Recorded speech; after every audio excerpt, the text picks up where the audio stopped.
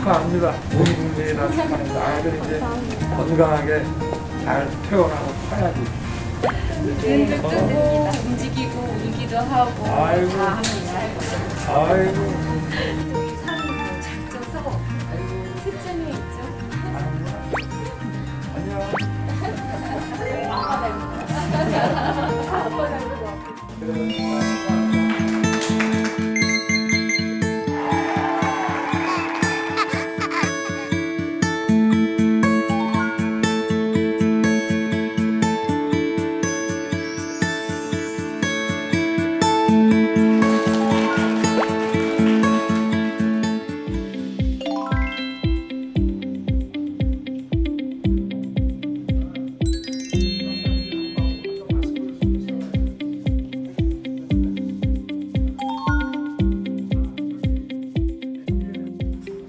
여러분 반갑습니다.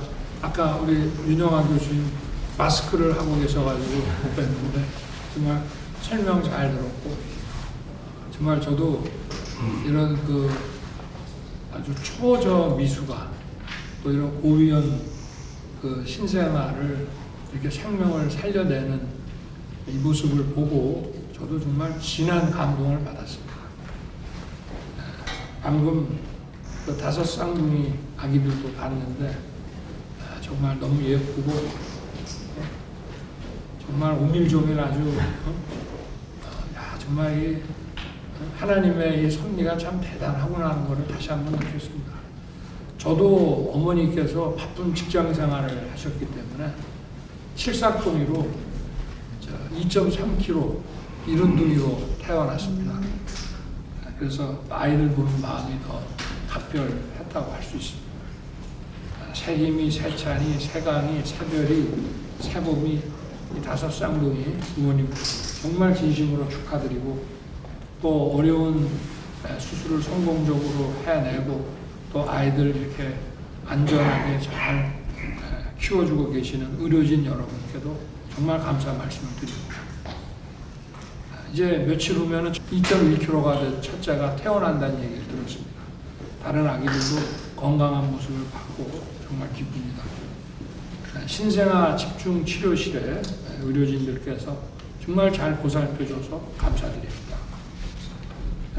오늘 또 이 자리에 세 쌍둥이, 세 이른둥이 어머니도 이렇게 나오셨는데 아기들이 건강하게 잘 크기 바라겠고 또 선배로서 또 이런 이른둥이 어머니 아버지들에게도 좀 많은 경험을 좀 전수해 주시기 바라겠습니다.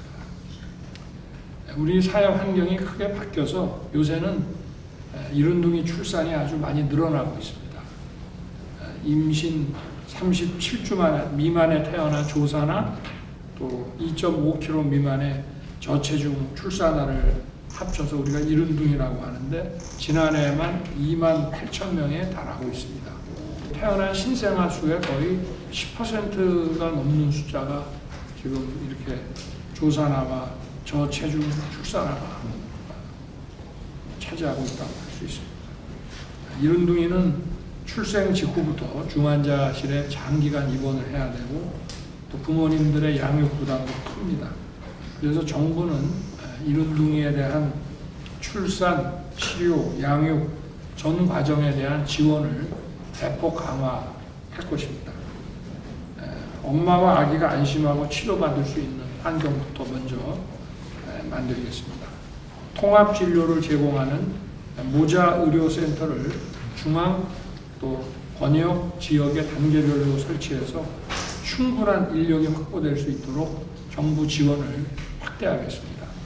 또 임산부의 응급 상황에 신속하게 대처할 수 있도록 의료기관 간 헬라인으로 연결된 모자 의료 네트워크를 구축할 것입니다. 그리고 중증도와 위험도에 따라서 임산부를 적정한 의료기관에 신속하게 이송해서 치료를 받을 수 있도록 그렇게 하겠습니다.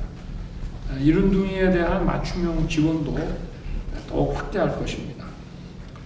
이른둥이는 수개월 동안 인큐베이터에서 여러 합병증 치료를 받는 경우가 많아서 부담이 많이 되고 있습니다. 현재 최대 1,000만 원까지 지원되는 의료비 지원 한도를 대폭 상향할 것입니다.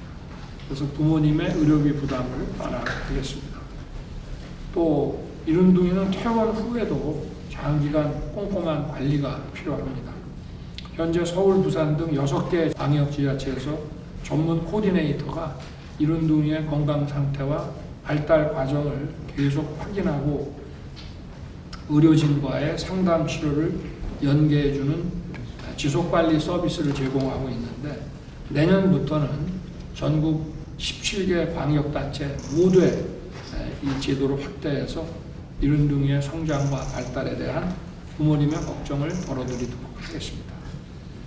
그리고 현재 건강보험 본인부담 경감기한, 또 방문 건강관리 지원 기한이 전부 출생일을 기준으로 되어 있습니다. 그런데 이른둥이는 수개월 동안 병원에 이렇게 인큐베이터에서 치료를 받다 보니까 정작 아기를 집에 데리고 갈 때는 지원 시기가 지나가거나 얼마 안 남는 경우가 많기 때문에 출산 예정일을 기준으로 서비스 기한을 산정하도록 이렇게 개선해서 제때 필요한 서비스를 받도록 하겠습니다. 당초 출산 예정일이니까 조산이 되면은 거의 병원에서 이제 집으로 퇴원하는 시점을 기준으로 해서 지속관리 서비스의 기한을 산정하도록 이렇게 좀 늘리겠습니다. 또 힘든 일을 하는 의료진께도 지원을 강화하겠습니다. 이른둥이를 비롯한 신생아와 고위험 산모 집중 치료실에 대해서는 보상을 아주 강화하겠습니다. 또 1.5kg 미만 소아 대상 수술과 같은 고난도 의료행위에 대해서는 수가를 인상해서 의료진에게도 힘을 좀 실어드리도록 하겠습니다.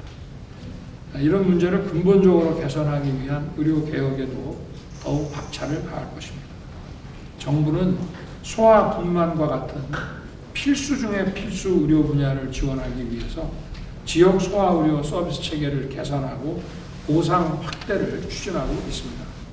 앞으로 의료 인력 확충, 의료사고 안전망 구축, 지역 필수 의료 강화 등에 5년간 30조 이상을 투입할 예정입니다.